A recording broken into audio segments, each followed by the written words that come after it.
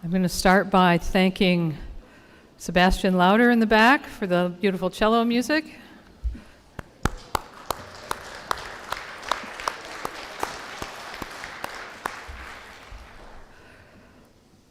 Welcome to the Celebration of Excellence and Achievement Among Women at the University of Iowa 2024 edition. We're happy to be with you here today in person. Thank you for braving the weather to be here. I would like to recognize the planning committee for this event, who puts in a lot of hours talking about what it needs to be and finding amazing people to honor here today. So everybody who's on the committee, would you just give us a wave or stand up if you're already sitting down? Thank you all for the work that you do. I particularly want to single out Audrey Lyon and Amanda Johnston for putting together our website, which if you, yes, please, thank you. I will also want to acknowledge our amazing IT crew over here who make it possible for you to hear us and see our visual aids and all of the things that make this a wonderful event above and beyond the words that we have to say. I would like to remind all of the recipients to come up immediately after the event for a class picture. I know this is always a complicated affair. You want to talk to your friends and family. Friends and family, please encourage them to go for the class picture, and then you can have all the time you want with them. But we want to make sure we don't miss anybody. So join together by this black backdrop so our photographer can take that picture, so that we have all of you preserved for posterity. Posterity. Did I say prosperity? I think I did. Hopefully prosperity too, but so I'm Lori Haig from the Women's Resource and Action Center, and this is the event where we take time to talk about and honor some of the amazing work that happens in our campus that is by, for, and about women. From my perspective, it's been one of the highlights of the academic year for a long time, and I hope that it continues to be a highlight for all of you and others to come long after today. May the stories that you hear today inspire your own work in the future. So again, another housekeeping detail. In order to move along as efficiently as possible, I'm going to ask the presenters to come forward before your names are actually called, as the program indicates, so that you're here and ready to go. We can all get out of here in a timely manner, because we know that's important to us. I will give a quick reminder to all who step up to this podium to do your best to observe the time limits that we have communicated to you. I'm going to do a quick, we had the university's official land acknowledgement up on the screen a little while ago, but I want to acknowledge that the University of Iowa sits on land once occupied by numerous different groups of Native American peoples. Through several treaties with the United States, tribal nations ceded land in Iowa to make way for the state of Iowa and ultimately the University of Iowa. Dealings between the United States and American Indian tribal nations were not always honorable, and some of the provisions of these treaties have been broken. A new community now thrives on these lands, and we owe a debt to the tribal nations that occupied this land previously. Those tribal nations are an important part of our national and regional heritage. Many of them persist today and continue to be recognized formally by the U.S. government. We acknowledge those tribal nations and Native people and express our appreciation and respect. So, moving forward with the program then, our special guest today is Dr. Beth Livingston. She's the Ralph L. Sheets Associate Professor in Industrial Relations at the Tippie College of Business, receiving her PhD from the University of Florida, and then spent 8 years at Cornell University in the School of Industrial and Labor Relations. Her research has been highlighted in the New York Times, NPR, and the Harvard Business Review, and she's published in top academic journals and is the co-author of Shared Sisterhood, one of the Forbes Top 10 Business Books of 2022. She's the faculty director of the Door Tippie Women's Leadership Program, Management and Entrepreneurship, and is passionate about studying gender, stereotyping, discrimination, and the management of work and family. Please join me in welcoming Dr. Beth Livingston.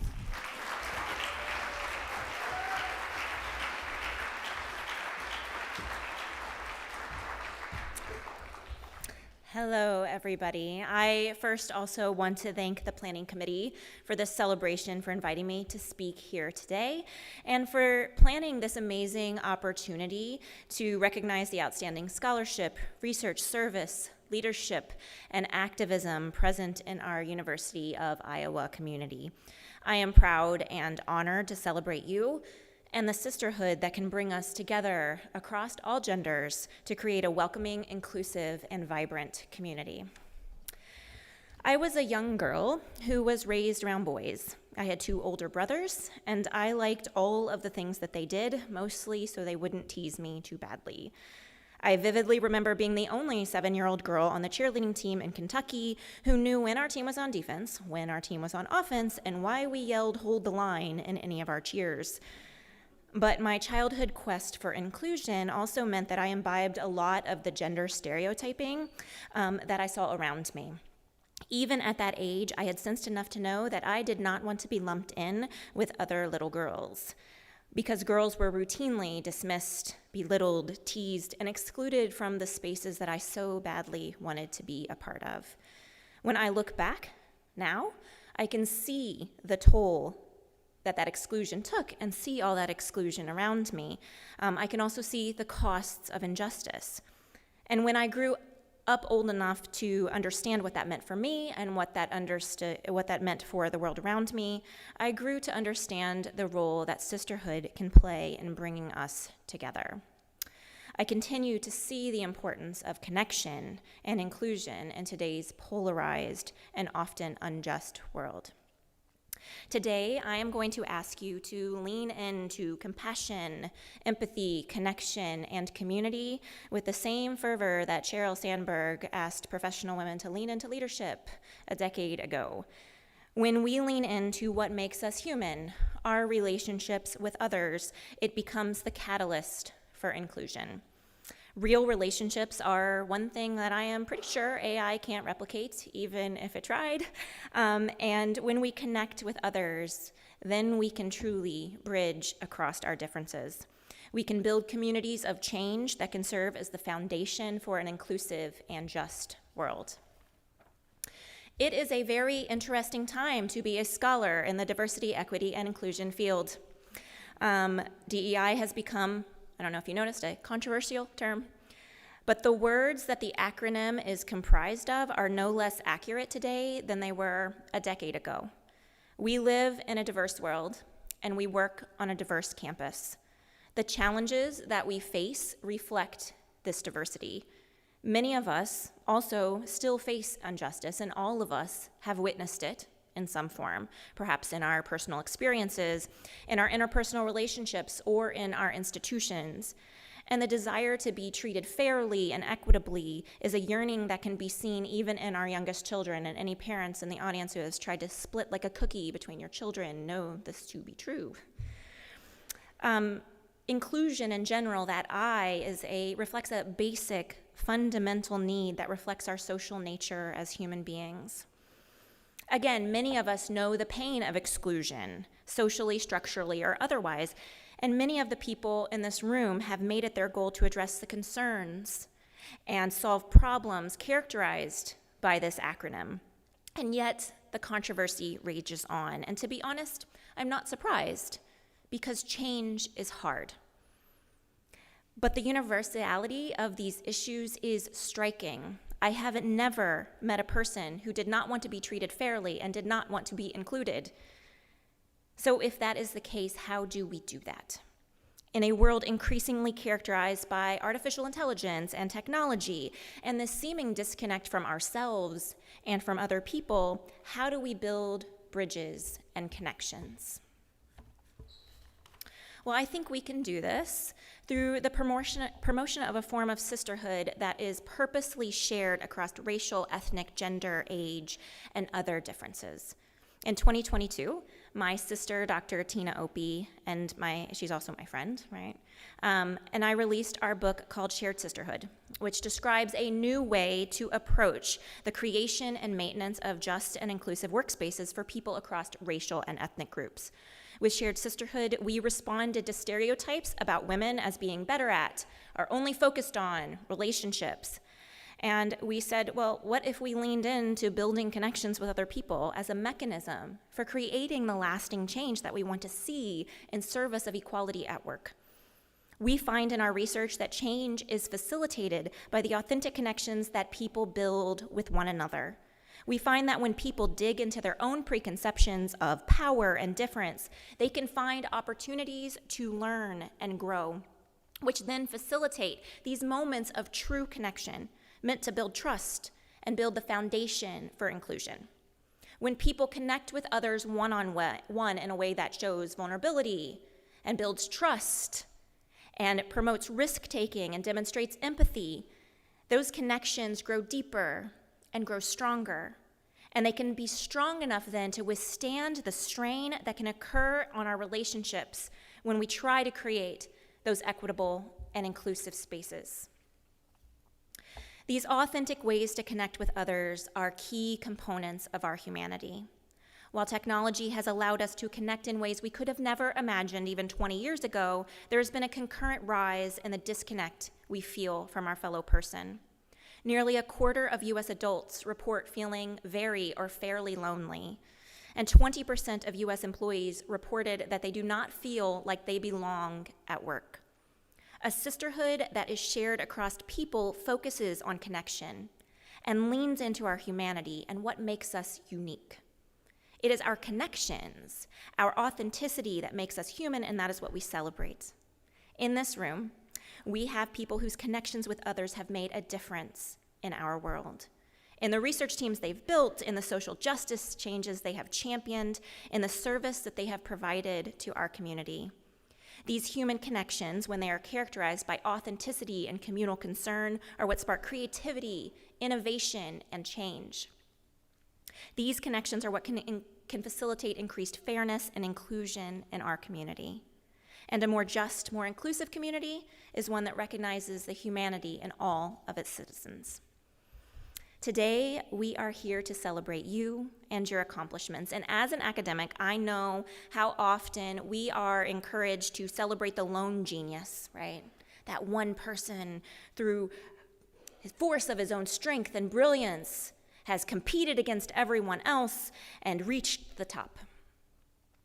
But I encourage you all and challenge you all to think of your sisterhood, the people whose authentic connections provided sustenance to your creativity, and how you can share that sisterhood with others.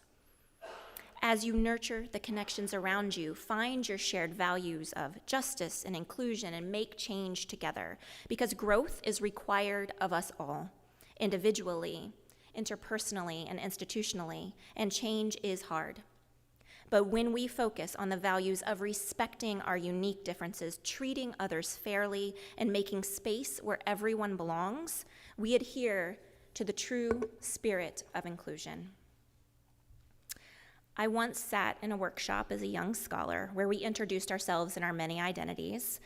We were supposed to share those things that were really obvious, things like my race, my gender, my age, and back then my Southern accent was way more noticeable.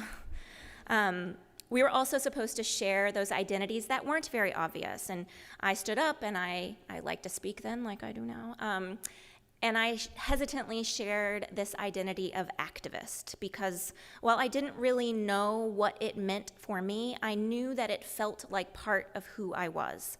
And this woman who was sitting next to me quite literally bounced in her seat, I identify with that, and whispered, "Oh my God, I put activist on my list too. I was just too nervous to say it." Neither of us at that moment felt we had a right to that identity. But as we connected over our shared values of inclusion and equity and diversity, we recognized that our specific skills had a role to play in the future that we had envisioned. And at the end of that workshop, we set off to use those skills. I want to close today with a quote actually from Charles Dickens, who knows, still relevant. And it's from The Wreck of the Golden Mary, and I think it's eerily prescient. It says, "Oh, what a thing it is, in a time of danger and in the presence of death, the shining of a face upon a face. I have heard it broached that orders should be given in great new ships by electric telegraph. I admire machinery as much as any man, and am as thankful to it as any man can be for what it does for us. But it will never be a substitute for the face of a man with his soul in it, encouraging another man to be brave and true. We are all activists in our own way. The work that you are doing is impacting the world around you in important, sometimes life-altering ways. Your specific skills and accomplishments combine collectively to enhance our community. Thank you for using your skills and your gifts to enrich our world. Thank you for that.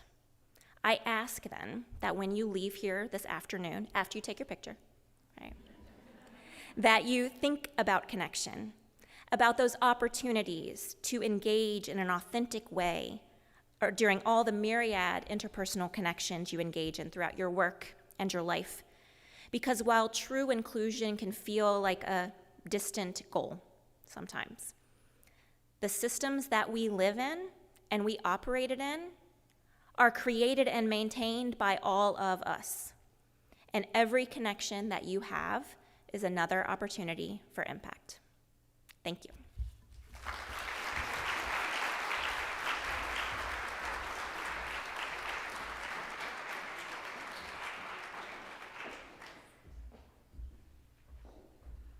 Thank you for that. Thank you for speaking the words diversity, equity, and inclusion into this microphone today. Hopefully we can continue to speak them in the future. So going to move on to the awards now. Our next award, our first award, is actually the Margaret P. Benson Memorial Scholarship. Linda Crone, who was scheduled to present it, is unfortunately ill today, so she has asked me to read her remarks. So the Margaret P. Benson Memorial Scholarship, created by a designated bequest to the University of Iowa Foundation, recognizes qualified women who demonstrate financial need and are committed to gender equity issues affecting women and girls, diversity, and social activism. RAC administers this scholarship, and we're delighted to have this opportunity to recognize and reward this year's outstanding recipient, Amen Hamid. I'm sorry if I'm butchering your name. Are you here? Yes. Amin is a international student from Pakistan, described in her application how her experiences in advocating for herself to receive an education and opportunities helped her build her determination and enthusiasm to overcome barriers and to bridge the gaps and obstacles that all women face to fulfill her goal of gender equity and a more inclusive, loving world. During her time as a graduate student here at Iowa, she has contributed in multiple ways to the advancement of opportunity for others, including as Director of DEI for the Graduate and Professional Student Government, as well as Director of DEI for the Leadership Development Association. She serves as co-editor for the Department of Gender, Women's, and Sexuality Studies magazine, TELL, which publishes feminist and intersectional writing by UI students. She is also the first collegiate member of Delta Kappa Gamma, an international and professional society for women educators around the world. I think there's a sentence missing here. So I'm just going to go on to say we're delighted to recognize her accomplishments and all that she will continue to achieve in the future. Congratulations.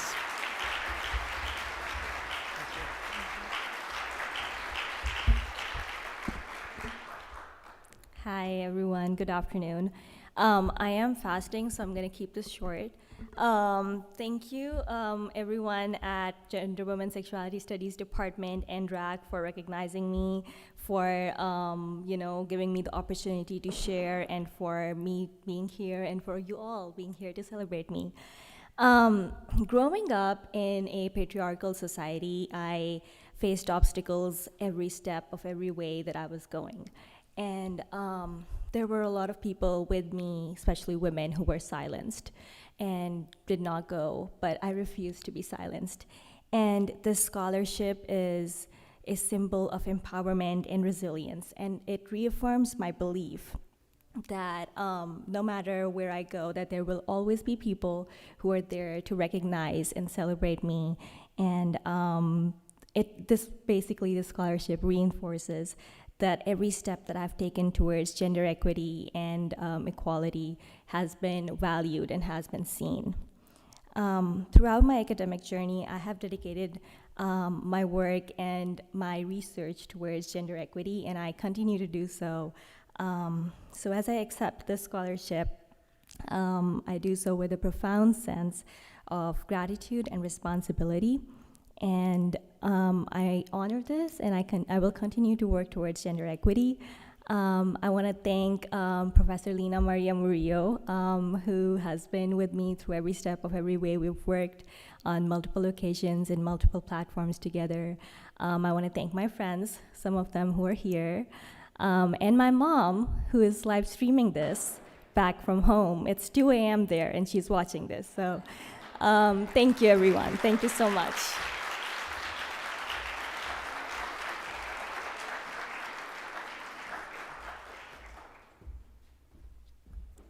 I will mention, in case that this information did not get to you, we have to-go containers for anyone who may be fasting and would like to take a plate with them for when you break your fast. So please, Audra can help you find them, I think. Our next award is the Stephen Lynn Smith Memorial Scholarship for Social Justice. The presenters are Christopher Rashim McMillan and Teresa Mangum, and both will also present several subsequent awards that all come one after another. So I invite you to both come up here and then just make all of that happen and announce each award as you go.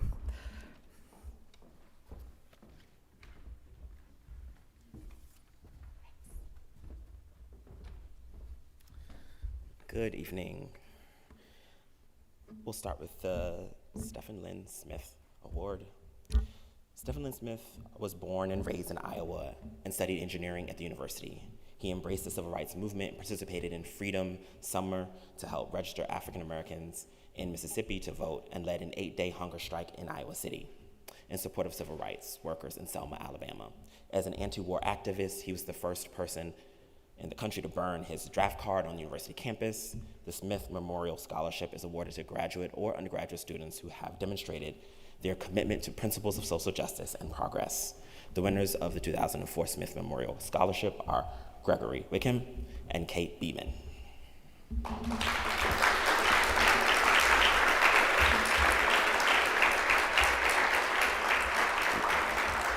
Gregory is from Cedar Rapids, is pursuing a PhD in history with a research focus on activism and repression in the Midwest. His current academic work builds on his excellence in teaching in Boone, Iowa, and his time as an instructor in the elementary education program at Iowa State University, where he taught a course called Social Justice Education that introduced aspiring teachers to the basic principles of social justice, multiculturalism, and progressive education.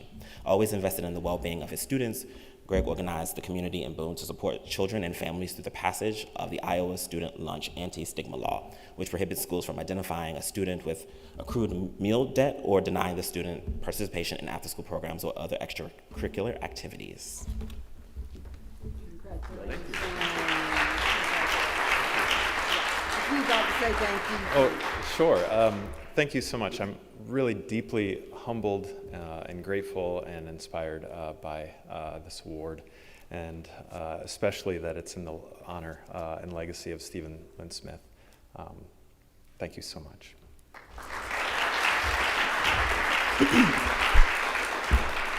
The second awardee is for the Stephen Lynn Smith Award is Kate Beeman from Des Moines, Iowa. Kate is pursuing majors in social justice and environmental policy and in planning, along with a certificate in sustainability. As a public policy undergraduate research fellow in Professor Sam Sulkey's lab, Kate is investigating how pollution and contaminants affect drinking water. She's worked for Green Iowa AmeriCorps, Trees Forever, and the Environmental Coalition here at Iowa. As one of her nominators noted, I think that would be me, Kate's interests are so wide-ranging that she works confidently and generously across the humanities, social sciences, and sciences. After graduation in a couple of years, Kate hopes to take a master's degree in public policy so that she can advocate for environmental and climate justice. And I can tell you from personal experience, she's a dream student in a class.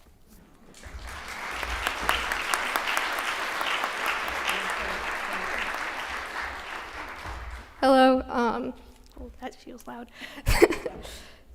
I would like to thank the GWIS department and the committee. I am honored and excited to accept this award and continuing studying social justice here at Iowa. And I'd like to thank my recommenders, Professor Samantha Zolke and Dr. Teresa Mangum, for all of their support, and along with my family, friends, and parents. Thank you all.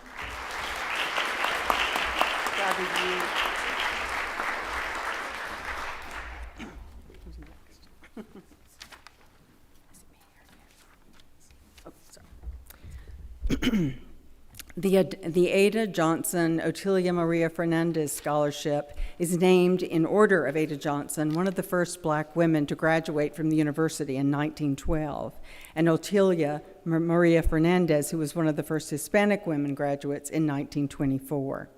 The scholarship is awarded to an undergraduate student of color who has taken courses in Gender, Women's, and Sexuality Studies department, or whose academic interests include some aspect of women's culture or experience. I'm delighted that another of my students received this award. Nastasia Juarez from Cicero, Illinois, is pursuing a bachelor's degree in social justice from GWIS, and she's hoping to one day establish her own nonprofit organization where she can advocate for the needs of women of color. Nastasia has been involved in community service throughout her life.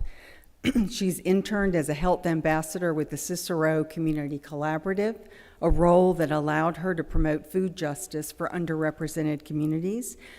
And she's currently serving as the communications director for the local branch of Habitat for Humanity, along with many other events she's just told me about tonight.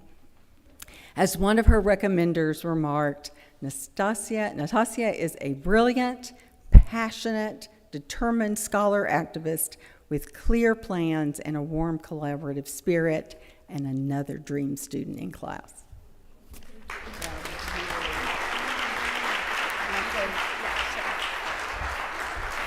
Hello, everybody. I'm very honored to receive this scholarship. I want to say thank you to my family who's watching on live right now. Thank you, Teresa. She guided me all the way.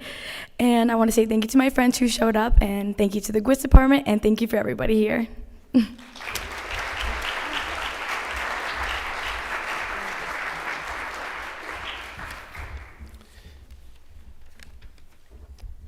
The Chris K. Lipke Award Chris K. Lipke was an Iowa undergraduate student for one month away from graduate with a minor in women's studies when a serious car crash changed the course of her life. In her memory, the Lipke family has endowed a scholarship to be awarded annually to an undergraduate student majoring in gender, women, and sexuality studies. The 2004-2005 Lipke Memorial Scholarship is awarded to Caden Ellis and Jace Nguyen. Caden Ellis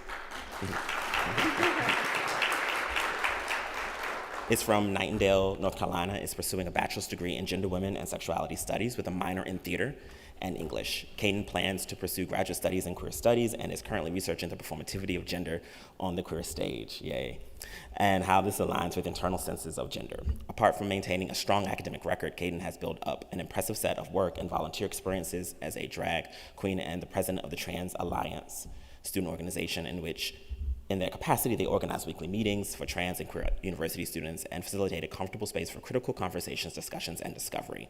In the words of one of the recommenders, I think maybe me, Caden's coursework and class participation demonstrates strong analytical skills, the ability to draw upon and integrate diverse interdisciplinary branches of scholarship in a coherent argument, and perhaps most importantly, an ethical and compassionate commitment to addressing socioeconomic disparities, marginalization, and indivisibility. Thank you.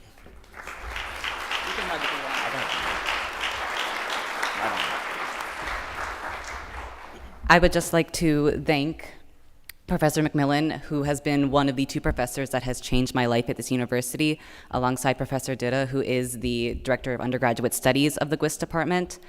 I am honored to accept this scholarship and so thankful for the opportunity to continue my research of gender variance, and performance here at the university. Thank you.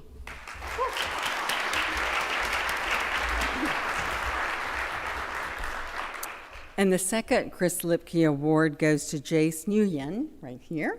who is from Dubuque, Iowa. Jace is pursuing a bachelor's degree in social justice from the Department of Gender, Women, Sexuality Studies.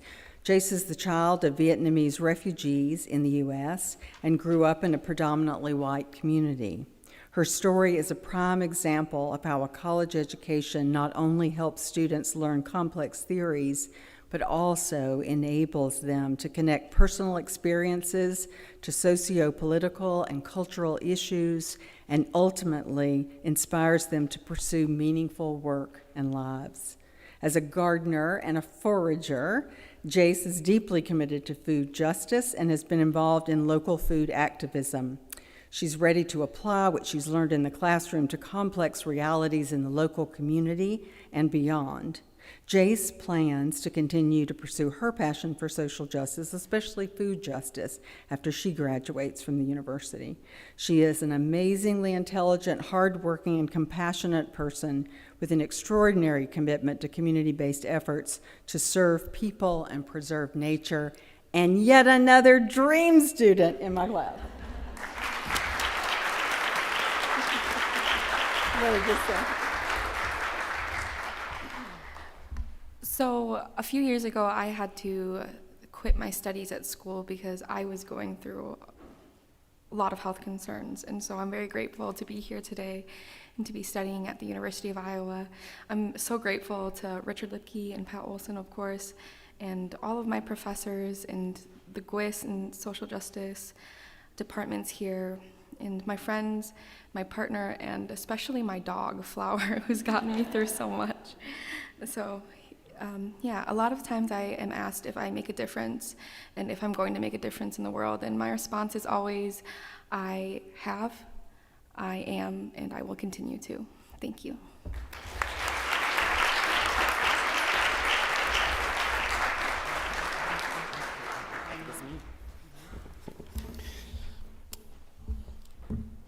Jane Allison Weiss was an assistant professor of sociology and women's studies at the University of Iowa from 1978 to 1981, when she lost her life in an automobile accident. The Jane Weiss Memorial Dissertation Scholarship Award is awarded to a University of Iowa PhD candidate whose dissertation focuses on issues pertaining to women. We present the 2024 Weiss Award to Ang Melinda, whose work illuminates the possibility of living at the intersections of social justice, community engagement, and scholarly writing. Linda is from Weehawken, New Jersey, and is seeking a PhD in communication studies and is pursuing a graduate certificate in gender, women's sexuality studies. In her dissertation entitled Alternate Futures, Feminism, Art, and the Rhetoric of Trauma, Linda examines the creative artwork of Tracy Emin, Ana Mendera, Marina Abramovich, and the original and disruptive ways in which these artists affirm their embodied experience and the emphasis they place on body as a medium through which to resist and critique dominant discourses around sexual violence. Departing from established models of trauma, the dissertation pays attention to the effective and multi-sensory language of the body in which women artists represent their experiences in different creative modalities.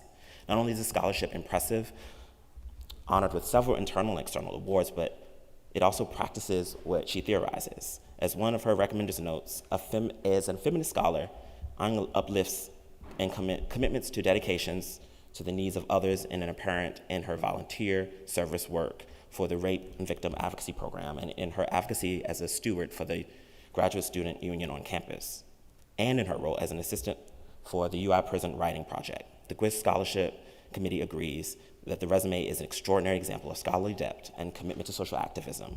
It is a work that Ang should be extremely proud of to see at Iowa.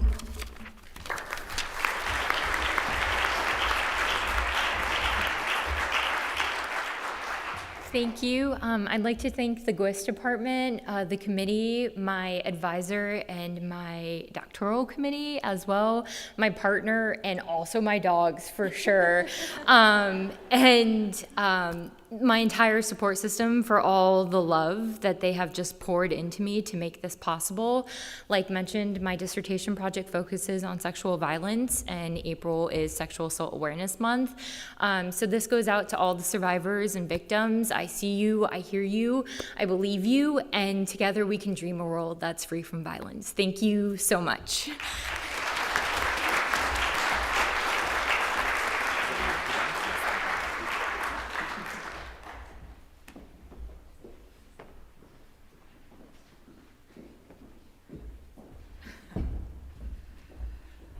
I want to take a moment to thank Teresa Mangum, who's going to be becoming a private citizen at the end of this year, for being such a part of this committee and this ceremony over the years. Thank you for all you've done for this university. So we are breaking with tradition. We have a raffle. Hopefully you all got a chance to sign up for the raffle. We're going to do it right now instead of waiting until the end. So here's Maya to do the raffle. All right, I'll be drawing 3 community members and then 6 students' names. And sorry in advance if I say your name wrong. All right, so the first student name, Eric Van Oder? Oh, okay. Well, maybe. Let's say he's a community. You're a community member. You won the community one. That's okay. And you can pick your prizes up in the back. Yep. You can get them after this, and then the next student, Kashish Verma. Yay.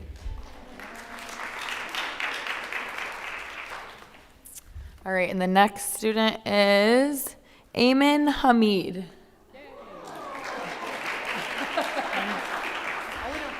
Yeah, you can get it. Yep. All right. And then the next one, Tiffany Jensen, or Jenin.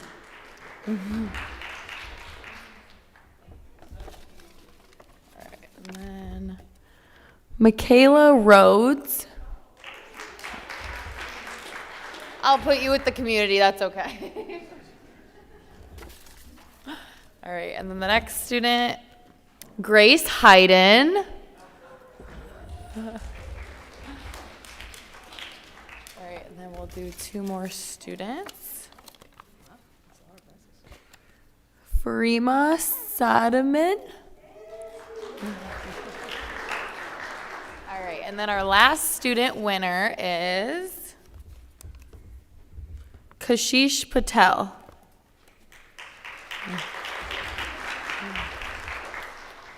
All right, and then since we already drew 2 community members, there will only be 1 drawing for the community. So it is Maureen Schaefer. Congrats to all the winners. All right, that's fun. Congratulations. The prizes are in the back at the table outside, so grab those on your way. I want to take a moment to also thank my dog, who I didn't win anything this year, but my dog is home waiting for his dinner right now. So thank you, Neo, for your patience. We're moving into the final stretch here, and it's my pleasure to be able to present the Jean Y. Ju Women's Rights Award this year. Well, let me tell you a little bit about it. Dr. Jean Y. Ju took a major stand against racial and gender discrimination, demanding that the legal system hold the University of Iowa accountable for the discrimination that she suffered at the hands of other faculty in the Department of Anatomy in the 1980s, when the university's own system of accountability refused to do so. The decade-long legal battle was finally resolved in her favor, as it should have been, and to honor her struggle and the legacy that she left for future generations at this university, this award was established to be given to an individual or individuals who have gone above and beyond on behalf of women at this university. And this year we've taken the unusual step of honoring the Iowa women's basketball program as a whole.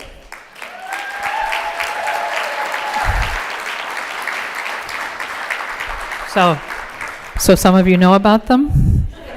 You've heard about them? Awesome. For the past several years, the excellence demonstrated by the Iowa women's basketball team and record-setting player Caitlin Clark has brought renewed and increased attention to and interest in women's sports in general and basketball in particular. The spotlight shining on Clark and the rest of the team has served to illuminate not only their success, but the success of other women's teams at Iowa, including the national champion women's wrestling team.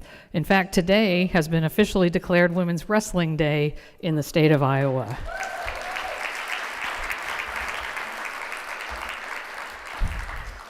As records fell and were raised to new levels by Clark, interest in the largely unknown history of women's basketball, from Iowa's six-player history to the AIAW Women's Collegiate League, the predecessor of the NCAA for women, and the importance of 50 years of Title IX in making that possible, was the subject of public discourse at levels never before seen, due in no small part to Coach Lisa Bluter's dedication to making sure that rich history was part of the conversation, giving recognition and credit where it was long overdue, while always wearing her sneakers to games in tribute to AIAW and NCAA pioneer Dr. Christine Grant. I also want to acknowledge today pioneer Peg Burke is with us today, who was also part of that movement.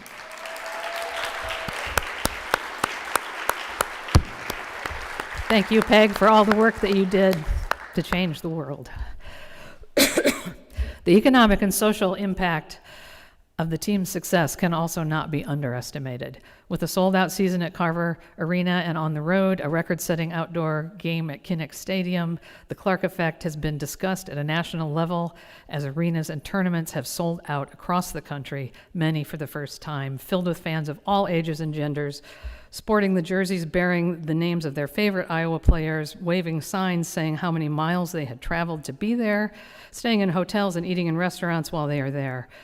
Other fans gather in bars and with others at home to watch games, texting with friends and family across the country as they watch. Ratings records were set for televised games, over 12 million viewers on Monday night for Iowa's game, and reseller prices for tickets everywhere also reached record levels. Iowa women's basketball generated income at unprecedented levels. And all of that is a wonderful trickle down to the real reason we are here talking about Iowa women's basketball today. As Coach Bluter said on the Today Show following Clark's record-setting performance, the event was more than about basketball. It was more than just about Caitlin Clark. It was about all women's athletics, where it's come from and where it's going, and all the little kids that love her and want to be like her. That's what it's about. I would add that it is about bringing increased interest in women's sports as a whole and taking it farther than it has ever been taken since the pioneering days of Christine Grant, Bonnie Slatton, and Peg Burke, and the campaign for Title IX. While Caitlin Clark's individual impact is undeniable, this recognition goes to the entire women's basketball program for working so diligently to have not only a great season in so many ways on the court and off, but for always acknowledging the past while building the future of women's sports. Now, as you can imagine, they're not here today. They got something came up on their schedule. But Coach Bluter was generous enough with her time to make a video for us, and our crack IT team has queued it up, so let's hear what Coach Bluter has to say. Good afternoon. I'm Lisa Bluter. I'm the head women's basketball coach here at the University of Iowa. And it's my honor today to accept the Jean Y. Jew Women's Rights Award on behalf of our entire basketball team. I know it's unusual to have an entire team receive this award, but I can't think of a better group of young women. Not only have these women done an outstanding job on the court, but they've done an outstanding job in the classroom. They're also tremendous role models and have really made a difference in our community. An example would be us raising $250,000 for our children's hospital through the crossover and Kinnick event that we had. This award means even more to us because of the people that have went before us and have received this award. I have to mention Dr. Christine Grant. She was the woman that hired me here at the University of Iowa and somebody that was one of my mentors. And I'm so thrilled that she received this award as well. Very thankful for all of your support throughout this year and in the past years.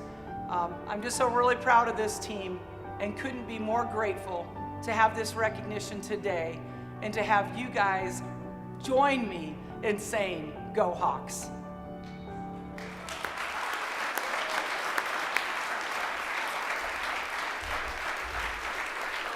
So thanks to the team and the program, the staff members, the PR team who make these fabulous videos, and for everything that they do. Hopefully you'll all find a place to watch the game and be in community with everyone on Friday night.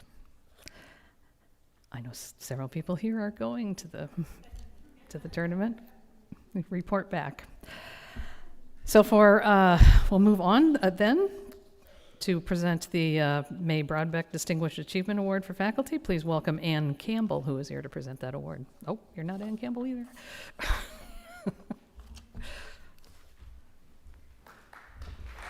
Introduce yourself. Good afternoon. My name is Kang Zhao. I'm the DEO of Business Analytics. It's my great honor to present this award to Ann Campbell. As my colleague and I are working on the nomination, the more we learn about what Ann has done, the more we feel like, okay, we need another paragraph. So a 2-minute remark is not going to make it. But here's what I want you to know. Ann is a world-renowned scholar in business analytics, an area that has been traditionally dominated by male. But she is a winner of the prestigious NSF Career Award.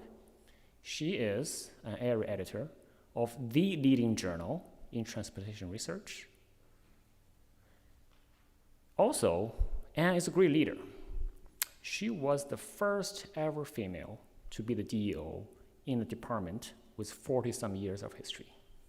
She navigated our department through COVID, and we all know what that means.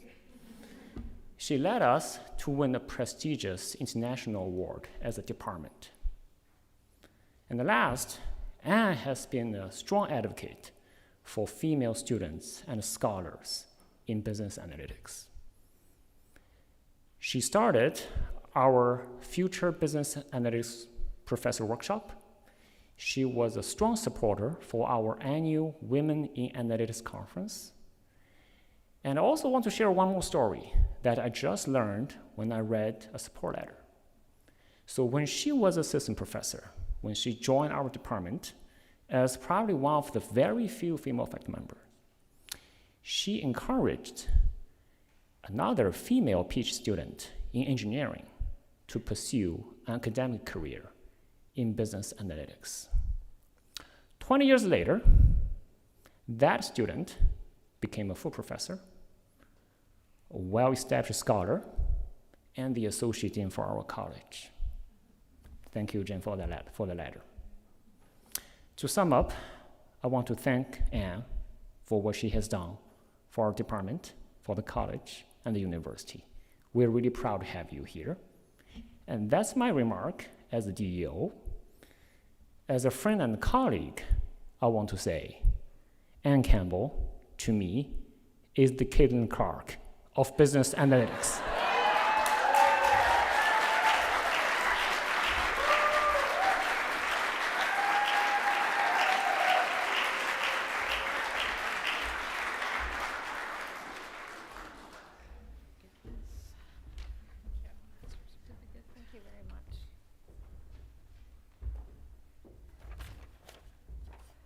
Thank you very much, Kang.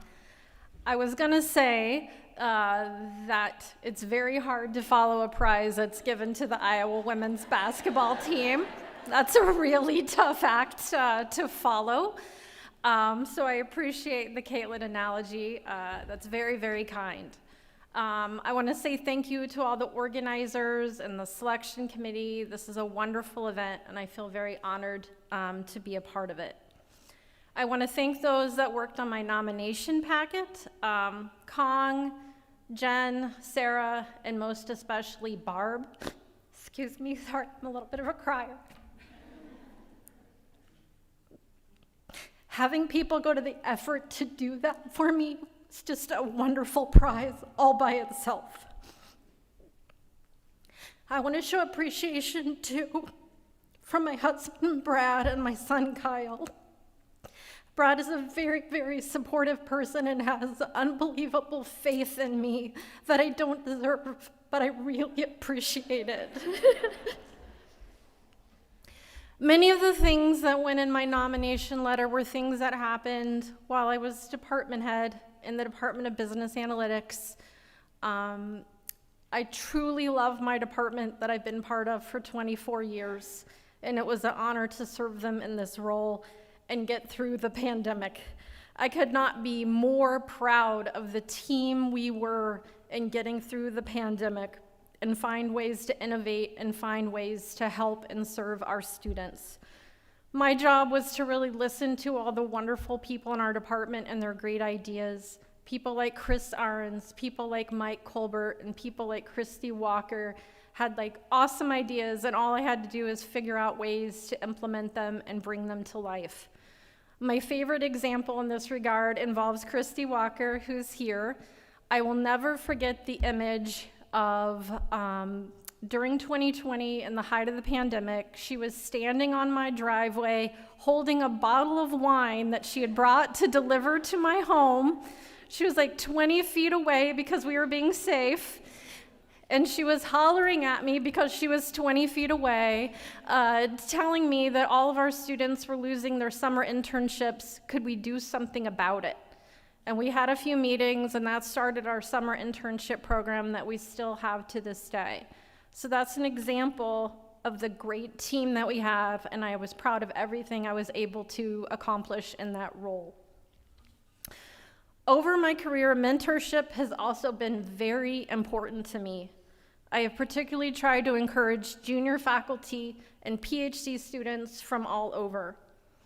But recently I've been realizing how much senior faculty and staff need lifting up and support as well. I've been listening to the Mel Robbins podcast lately, if you're a Mel Robbins fan, yes, so we got one over here. And Mel sums it up much better than I could. She says that we all want to be seen, heard, and feel like we matter. So I encourage us to do that for each other at all stages of our career. Make sure each other feels seen and heard and like we matter. So thank you again so much for this award. I really appreciate it. And go Hawks.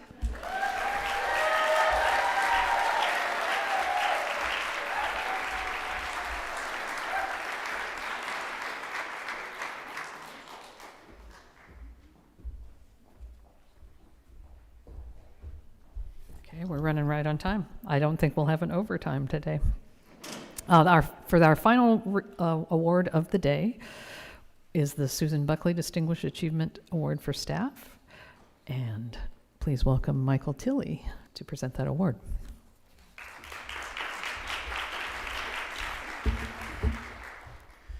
It's my great honor to introduce Ann Lawler. She's our research support manager and the lead grant administrator for the University of Iowa College of Dentistry. We're presenting her for the Susan C. Buckley Distinguished Achievement Award. Buckley was a longtime Iowa staff member and a champion for women. Ann is an incredible and resilient single mother who's been able to make a mark on our college and elsewhere through her dedication, her hard work, and her support and commitment to her team, balancing the demands of single motherhood while earning her undergraduate and advanced degrees, all while having a successful full-time career at the University of Iowa. She just embodies resilience and determination. She now plays an essential role in advancing the research and discovery mission for Iowa dentistry, while mentoring, supporting, and encouraging women and other people too. If your Ann is the Caitlin Clark, I would say that our Ann is the Kate Martin. She is the glue for our department. As many of you know, the research enterprise in a Research One university is extremely complex, and as such, Iowa Dentistry relies on our grant administration team to help our faculty develop their grant applications, ensuring that the applications meet all grant requirements while providing feedback to faculty members and identifying potential weaknesses in the grant applications. Ann's deep institutional knowledge of the college and the university has significantly improved the efficiency and success of our grant administration team and our entire research enterprise. She knows the systems backward and forward, and under her direction, the grant administration team submits about $55 million in grant proposals annually. And since 2020, Iowa Dentistry has nearly doubled their funding that they get each year from grants, nearing approximately $10 million per year. And this is due in no small part to her own work and her team building and her support for her colleagues. Ann's leadership and expertise have been instrumental in this growth. So congratulations, Anne, on receiving the Susan C. Buckley Distinguished Achievement Award. You are a true inspiration.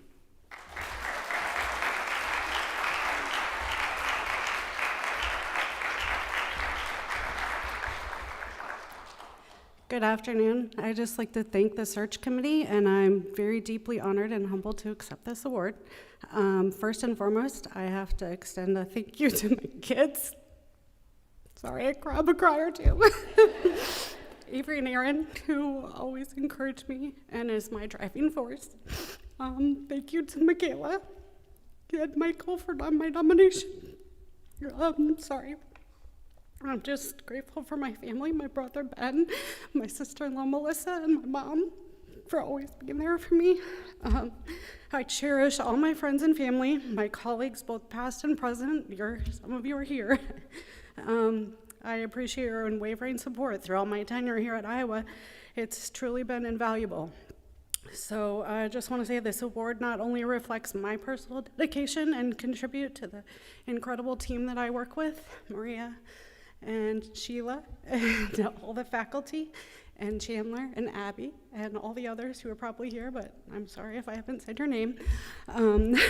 Together we all achieve remarkable things. I really look forward to continuing this journey of growth and success, and I am just deeply honored to receive this award. So let's continue to all celebrate women and go Hawkeyes.